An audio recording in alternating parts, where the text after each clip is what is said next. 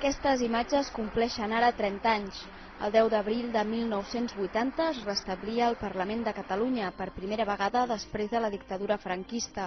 L'aleshores president de la Generalitat, Josep Tarradellas, demanaven la primera sessió plenària, responsabilitat als diputats dels 6 grups parlamentaris que conformaven l'hemicicle.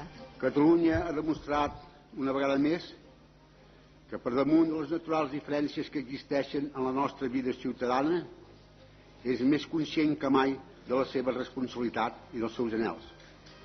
Un discurs i uns fets que recorda amb claredat l'únic diputat que durant aquestes 3 dècades ha mantingut ininterrompudament el seu escó a la cambra.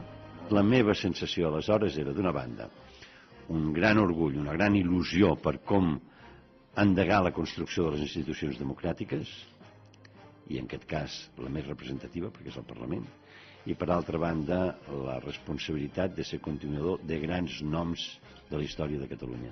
Clotas és ara un supervivent de l'època en què els líders dels partits catalans eren Jordi Pujol, Joan Raventós i Heribert Barrera, i d'un moment en què, a pesar de les diferències ideològiques, tots els partits havien compartit la lluita contra la dictadura. Això provocava uns lligams de proximitat, d'amistat amb molts d'ells, que va imprimir un determinat caràcter de debat en el Parlament de Catalunya. La clandestinitat i aquest combat comú marca un caràcter que és diferent al d'ara. Per tant, no s'ha perdut